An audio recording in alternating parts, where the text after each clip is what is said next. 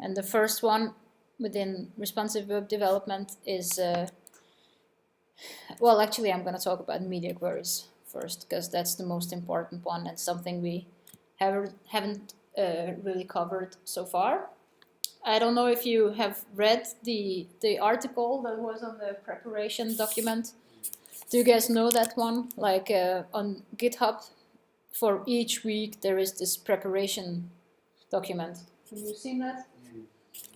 That's something that you should look through and follow the links every week, because that way you will grasp the concepts that we talk about at the class much easier, because you will have like an idea.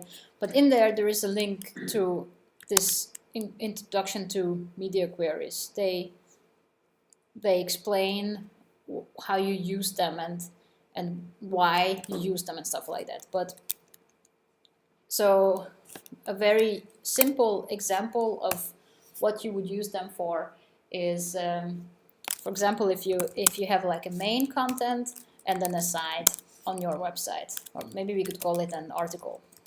So I have this article in there. I have some title and I have some text. And then in the aside, I have some, I don't know, some widgets, right? Doesn't really matter what they are.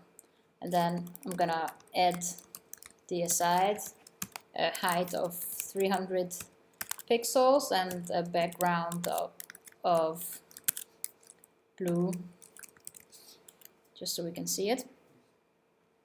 That's beautiful. So what I would like these two to do is I want them to be next to each other.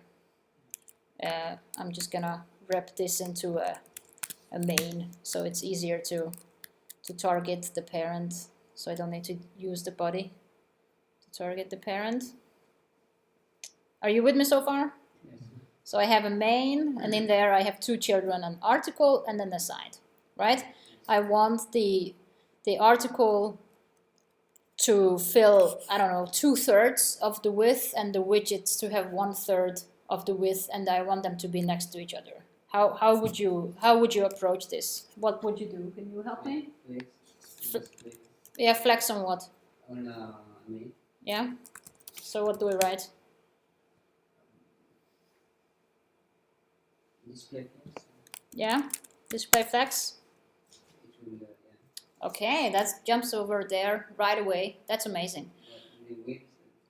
But the width is a little off. I can tell you what's happening. So it will, unless you specifically say how wide you want your columns to be, they will be their natural width. So in this case, widgets has only one word, or like the aside has only one word written in it.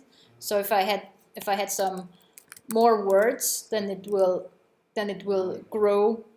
No, it will actually not. Oh, okay. So sorry. So what it does is it shrinks to its most like possibly shrinkable size. So for example, if I had one word that was longer, then it would get a little wider. So I can see that the color is bad for the text to be able to. So you see that now this one word is longer. So that's why it grows in its natural width. If I have a space between the two, then it's like minimum width it gets a little less. But what I can do to have a little more control over this is I can say that I have multiple options. One way to do it is I can say that the article should be flex grow 1, which means that it should grow as big as it can, as much space as it has. It's sort of doing the same anyway. But so if I say the width of this should be 66%, just to show you what would happen then Why is it not doing that? No. Just need to inspect it.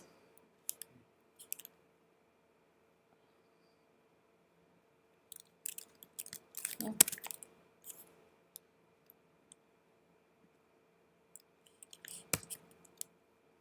So now I would expect, what if I do this?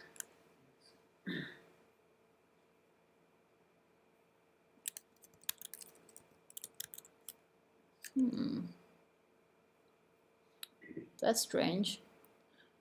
Maybe I could start with specifying the width on this one instead. And then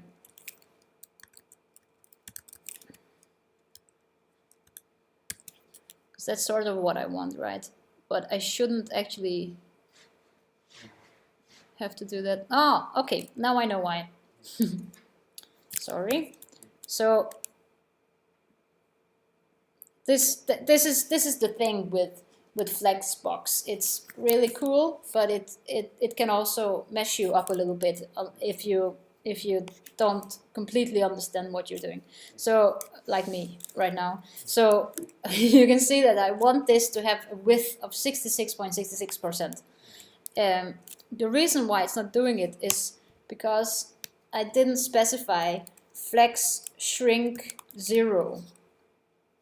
So what Class01 does, it will tell this one to grow as big as it can. But I'm telling the aside at the same time that I want it to have a width of 66.66%.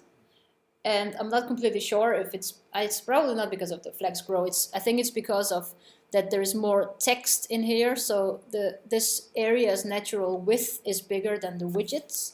So unless I tell it not to shrink, so if I say flex grow 1, it will tell it to grow.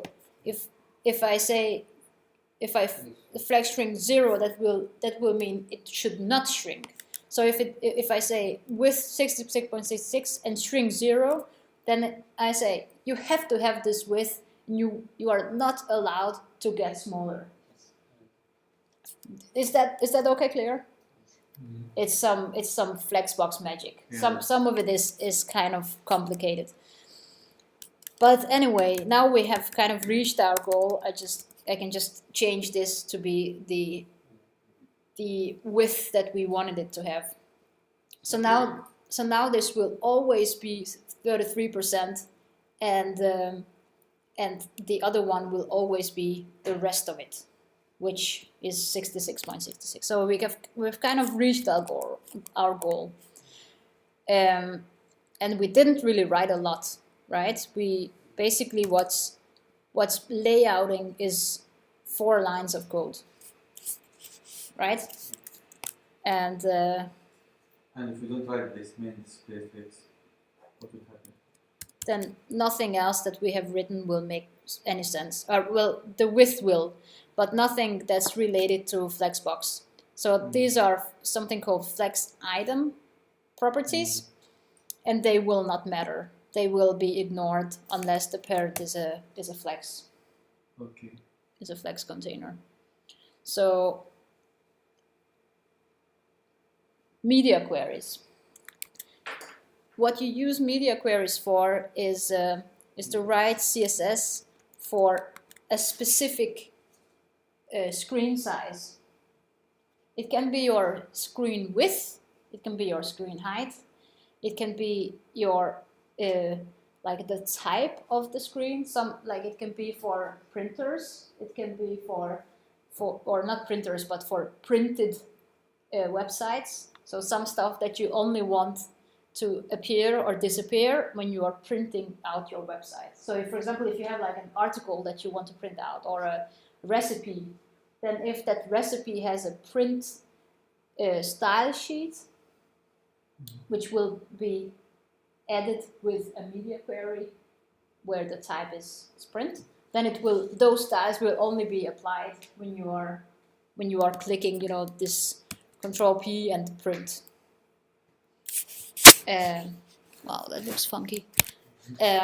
So for example, if you don't want your recipe when it's printed out to contain everything else on the website, but just your recipe, then you would use a media query to handle that. What you mostly use media queries for, though, is for creating responsive websites. So you can see that this will not really work on a mobile, right? It's way too little. If I have some actual stuff in here, then there's not going to be enough space. So what I would like this to do is I want it to jump under each other when you are on mobile. So the way I would do that is, well, you could see that if I don't write display flex, then they will jump under each other. So maybe the easiest way would be for me to say that if I'm over a specific screen width, I want this to be display flex, right? Because that requires, that will require me to write the least amount of code. The as little code as you can write, the better, because the less code you have, the less you have to understand, right? So in this case, I could write, I'm just gonna copy paste. So I could just write this media minimum width 900 pixels or something else, another size. So if I, oh yeah, because we're writing CSS and not SCSS. So in your media query, I'm gonna say I want, if it's over, I don't know, 400 pixels, right? Then it's probably not really a mobile phone anymore. Then I want this to be display flex. Oh, so something happened. So if I... You're not targeting main anymore. Oh yeah, right. That's true. Well spotted. So, okay, cool. So now you see, if down there, I don't know if you can see it, down there, the little number there, it displays how wide it is. So when I reach 400, it jumps up. So now, if I have a little screen that's under 400 pixels in width, then this styling will be ignored. I can make it more specific. Just need to Google it because I can't remember any of this in my head. I always have some utilities where I don't need to write this myself. So when I actually write code, I just write media query, which size. I have some predefined sizes. I have something called like an XS, an S, an M, an L, you know, like a medium, large, whatever. Yeah. And I just write it shorthand, and then it will do it for me, because you are very welcome and you're allowed to make things easier for yourself. Like you don't need to remember everything that is just noise in your brain. Of course, it's important that you understand what it does, and if you like Google it, then you know how to use it, but you don't need to remember everything yourself. So what this part does now is it's saying that if it's a screen that's reading this, then I want this to be applied. So for example, if this is a print device, or there are, I can't actually remember what other types there are.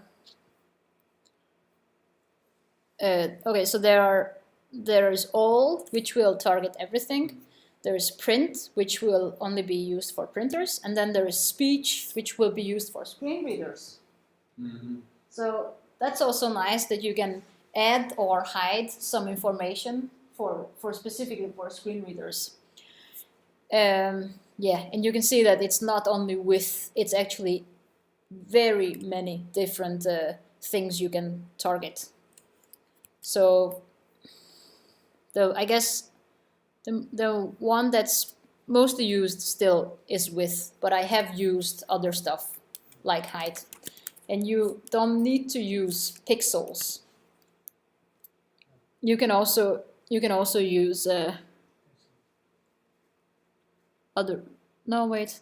No, I think you actually do need to use pixels for it to make sense. Or rem or m you can also use.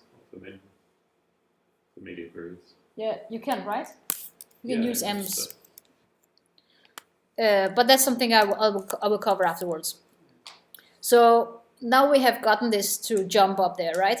But something else is missing. I would like the widget to be 100% when I'm on mobile. Can you guys help me how I would do that?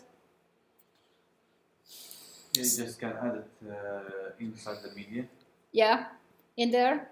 Yeah. Yeah, the normal thing to do if you use like a component-based approach, which makes your code easiest to read, is to like separate your different components, right? So I would like all my aside-related styling to be together. So I would probably create a new media query. Yeah.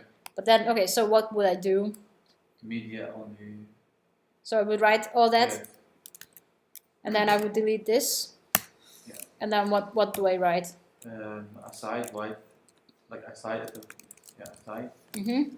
and inside we say white 100%. With 100%? Yeah. Okay, so let's see what happens. Oh, what happened there? Can someone explain why it's messing up? If we read the code.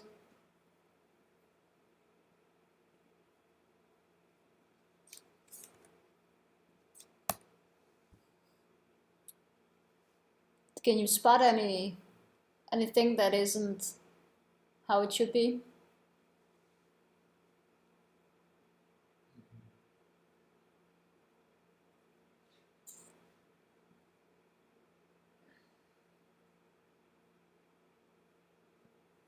Do you say pass? So we're saying, okay, so we're saying 33% for the aside. And then we're saying, so if the media is a screen and the minimum width is 400 pixels, then I would like it to have 100% of the width. Is that correct? Is that what we want? Yeah. So whenever the screen is at least 400 pixels, then we want it to be 100% of the width? Well, it should be maximum width. Yeah, perfect. So this should either be maximum width 400 pixels, or we could also switch these two up, right? So we say we want the aside to have a width of 100%, but when the screen is at least 400 pixels, then I want it to be a third of the width, right? Then it works. So why is this approach better than writing max width 400 and then aside 100% here?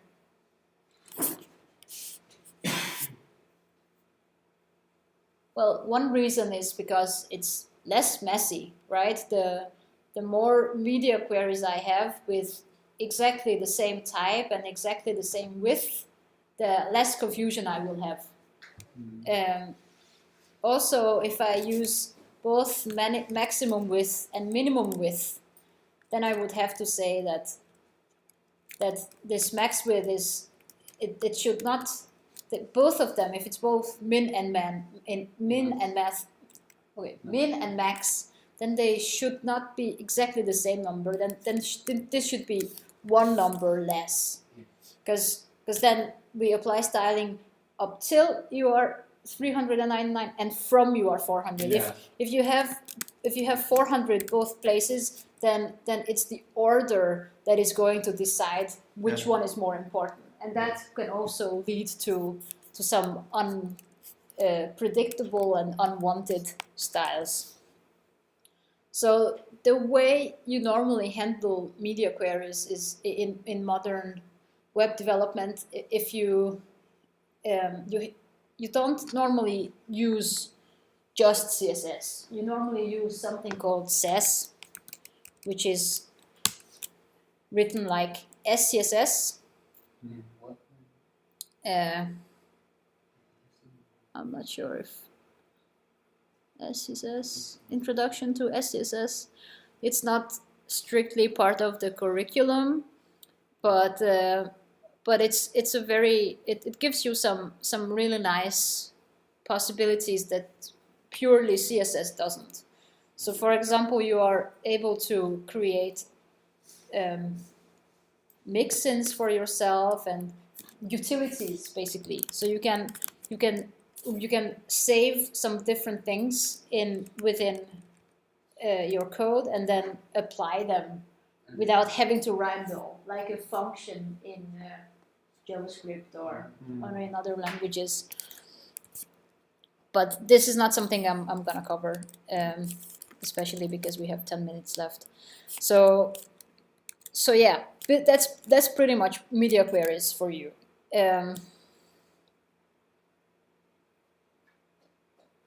I think I actually think that you guys understand, don't you? It was a very, very easy one, like a very simple explanation. You can also do more stuff. Like, for example, you can have multiple media queries which get applied like after their order and their specificity. So for example, if I want to say that my aside should actually only be 20% when the screen is really big, like maybe like 1200 pixels wide, then I could, oh, maybe that's a little too big. Yeah. Let's Maybe keep 800. Yeah, let's keep it 800 instead. Then you see that it jumps suddenly when we reach 800. So now we have 3 states of the widget, right? When it's under, when it's next to, but 1/3, and then when it's 1/5. And this gives you a possibility to create styles specifically for TV, a mobile device, for a tablet or for a desktop, like a small computer or like a huge screen. And I can actually show you an example of responsive web design. There's in the resources here in the preparation document. There's also a website where you can see some examples of responsive web design, of like how they solve responsive stuff. I have another example. This is the company where I work at. It's called Gulagaris. I don't know if you know it. It's sort of like a DBA. Yeah. You work for them? Yeah, okay. Just uglier. We're working on it. Now it's on tape that I said that. I'm so sorry. Anyway, we are working on making it a lot better and newer. And we have recently added a couple of pages, like this one. It's a kind of a complex solution because we have some old code and then some new code on the same website, which makes it quite complex. But this is a completely new page. This only uses new code. So we have added this login modal, right? And I thought that this could be a good example for you to see some responsive design. So when you have a big screen, that's what the login is going to look like. If you have a tablet, then it's going to jump up, so it fills in like the whole screen, yeah. And then when you go down to mobile, then it hides this slider, because it's just it's nice to have. It's not must-have information, so you only display the absolutely necessary things. So that's one example of responsive web design, or responsive website. There is another example that I can show you from here, which is also super widespread. So if you have a website with multiple columns, right? So here we have a lot of different columns, 4 columns. So this is a big screen. We have space to display 4 columns, but when we go down to a smaller desktop, then we won't have so much space. So there we display only 3 columns. If we have an even smaller screen, maybe a tablet, then we will display 2. And then when we are on mobile, then we're only going to display 1 at a time. So this is super standard responsive web development. When you are on mobile, you display things under each other in 1 column. When you have space for it, then you display things next to each other. Yeah. There's also a little feature here that when you are on tablet and stuff, then it will hide most of it and show it within the menu. When you are on a bigger screen, then it will display just the icons, but out there. And then when you are on a desktop, then it will display the text as well. So it's better than using percentage. Well, we are also using percentage. It's just a question of how much you want to spend on optimizing for each screen, right? And the header is something that is global, which means that it's on every single page of yours. So it's important that that it works, right? So for us, it was important that we spend some time creating these different states for the button and for the navigation. But you could always, and yeah, really depends. Always depends. The answer is always depends. Yeah. So yeah, and then the last thing that we have on the agenda, which we already have covered, but I will cover it shortly one last time, is these different measurement units that there are for when you want to style. So we have already covered. Can you tell me some that we have covered so far? Measurement units. We're using them to. Oh, maybe you actually want this, don't you? I will post this into Slack, so you can use it for your homework to look at it. I'll just create a new code pen instead. Yeah, I heard you say pixel. Yeah, so we can say we have this main, right?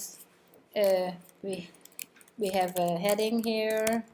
Hello, we have a paragraph. Always the same. So we want this to have a background red, so we can see how big it is, right? So we have an absolute measurement unit, which is the pixel, where we can tell it that we want it to be 200 pixels wide always, right? It never changes, it's always the same. That's absolute. Then we have one relative measurement unit. EM. Yeah, we also have EM. I think we'll start with something else though. Some percentage, yeah. So if we want this to be 50%, right? That works, and that is relative because it's relative to how big your screen is, right? Great. So that's already in itself will kind of make your stuff responsive, right? Because if you write you want the width to be 400 pixels, then you will have to set a new width for every breakpoint. If you say the width should be 50%, then you might not even need to use media queries. Mm-hmm. So in that way, percentage and other relative measurement units fit responsive web design much better than pixels. So only use pixels if you absolutely want things to be fixed in size. So besides percentage, there is another one we have covered, or actually 2. Can you remember something that was relative to your viewport size? EM. So it was viewport width. VH also. yeah, and viewport height. Yeah. So the way you would use these is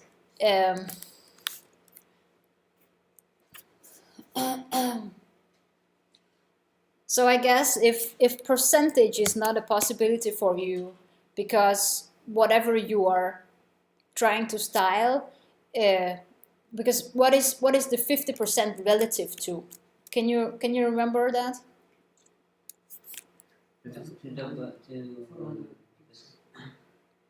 50% of what? 100% body. Of the body. Yeah, and why is it the body? It's related to the body because it's absolute. Okay, so I have another question then. So let's say that I want to target the paragraph within the main. Can you see anything? Sort of. So this is my main. It fills 100%, right?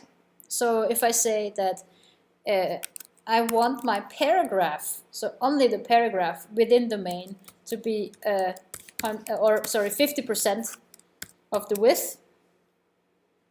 Cool, that works. But then is it still relative to the body? Is it relative to the body? Well, accidentally it is, because I didn't say how wide the main should be, and there's no padding or anything on the page, so it is the same. The main is the same width as the body, but it is relative to the main. So for example, if I say the main should be 80%, right? And we can apply some margin auto so it is centered. Then you can see that, so 50%, is that, what, is that 40%, because this is 80, you know, it gets a bit complicated. So it's always relative to the parent container. So now the paragraph is 50% of the main, and the main is 80% of the body, yeah. So the difference between percent and viewport width is, what do you think will happen if I change the 50% to 50 viewport width? It will be related to the screen, whole screen. Yeah, so it will be bigger or smaller? Bigger. Yeah. Exactly. So it will be 50 viewport width, so 50% of the body. Right. So another one is viewport height, which is it's sort of weird for this example, but if we say that we want the HTML and the body to be 100% of the height, and then we say that the paragraph here should, 50% of the main is fine. So if we say the main should have a height of 50% of the viewport height, that kind of makes it a little more interesting, I guess. So you see that now the height of the main has become 50% of the whole viewport height, and that can be super helpful sometimes. Yeah. If you, for example, if you have, you know, this banner thing that is on many websites, I can just show you an example from here. So you have this page, for example, that one, right? You have seen this big image. It's called a hero banner, or a banner image. It's very, very normal on websites to have something like this on the top of your page under the header. You normally want your users to see what's under it, so you don't want it to be too large. So it's very normal to give it a maximum height of maybe, I don't know, 30 viewport height. So it doesn't feel more than 30% of your viewport height, depending on your mobile or tablet or a big desktop. So that's a use case for viewport height. And then the last one is M. And M is probably the best to show in another way. So if we say the font size on my website, I want it to be like 16%, or 16 pixels. That's like the standard. And then if I want my paragraph to be 16 pixels, then I can say it that I want it to be 16 pixels, but I would probably want it to be a part of this bigger font size system. So all of them are sort of relative to each other. So in that case, because this is absolute, right? I want it to be a relative measurement unit. Then I could say it should be 1 EM. And then this 1 EM will be 100% of the first ancestor which has a font size declared. So right now, the main doesn't have anything declared, right? It's only the body that has. So 1M will mean 16 pixel. So if I say 2M, right? Then it will be 2 times 16. Yeah, exactly, 32. So what do you think? Let's make it a bit more complicated. What do you think happens if I add the main a font size measure? So if I say that the main, for example, should be 32 pixels, what do you think will happen to if I don't change? If it's still 1M for the paragraph, will the paragraph be 16 pixel or will it be 32 pixel? So if I do this, right? If I apply that to the main, how big will the paragraph be? It will be 32. So you say 16, you say 32. What's your guess? 32? Let's see. Whoa, now everything is bigger. So you see, let's try to inspect it, because then we can see how big it is. So we have the paragraph. It's 1M. If we look at this tab that's called computed, then it will actually show not what you're writing the style should be, but what the computed styles are. So for example, if I open this, then you can see that this comes from the body, then this comes from the main, and then this comes from the paragraph. So that's overriding the other two. So 1M will equal 32 pixels because the paragraph will find its parent and look and see, does this have a font size declaration? Yes, it does. Then I'm going to use it. And if it didn't have that, right, then it would go some, okay, paragraph 1 EM. Does my parent have a font size? No. Okay. Does the body have? Yes. Then I'm going to use that one. So that's the way it works. Is that okay, clear?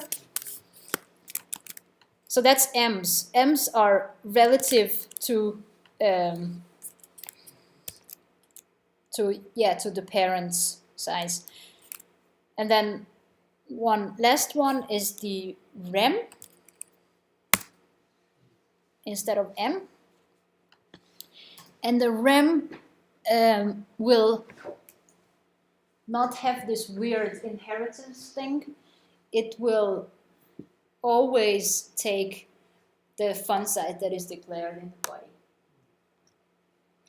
So so now it's 1 rem. If I change the 16 to, I can just clear that because it's not necessary right now. So if I change the font size of the body to 32 pixels, then it actually doesn't change. Oh, maybe it should be on the HTML. Yeah. So sorry, it's actually on the outermost element that is inside your website, and apparently that is the HTML, not the body. So if you want to use rems, then you need to define the font size on the HTML. So if I set this to 20, what will be the font size of the paragraph? 32. If I 20. If I set this to 20, 20. then it will be 20. Because it's inheriting it from the outermost element, which is the HTML. So if I set this to 2 rem, how big will it be? 40. Yeah, it will. And if you want less, so you will write 0 points, or you, So if I want it to be yeah. 10, then yeah, I can do whatever I want. Yeah. Yeah. So that's where you would normally use rems.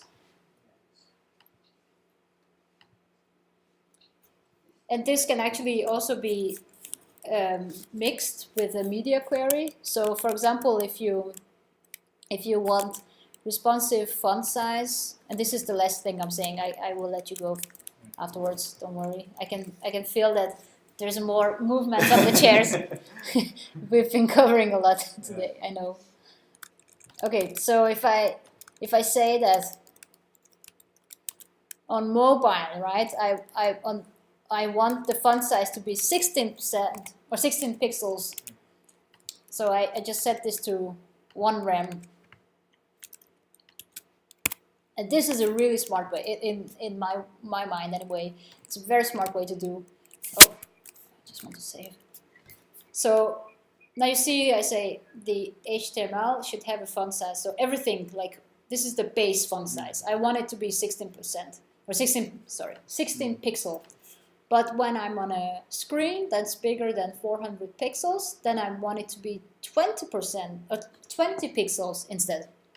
So look at the size of the paragraph if I resize the screen. What do you think will happen if I go down to under 400? It will become like 16. No, Yeah. it's become, What? it's become 20. No, it will become, look, 16. yeah, look, I'm saying 16 by default, but when it's at least 400, then Yeah. 20, right? Yeah. So now it's 16, and now it's more. And actually you can see that the hello is getting bigger too. Yeah. And that's because I'm not writing anything, but there are some default styles that are coming from the Chrome browser in here. And okay, there's actually some normalized styles going on as well, which is setting the font size to 2 ems. So what does the hello become on big screens? Can anyone tell me? How big is the H1 if it's 40. if it's 2 ems? 40. Yeah, that's correct. And what does it become there? 20. The H1? 16. No, the double 16 is 32. Yeah. So it's inbuilt. It has the style of 2 EMs. So which it will make it 32, and then it will make it 40. So you see that this is a very easy way for me to have some responsive font sizes on my website. That's it. Unless you have any questions. Okay.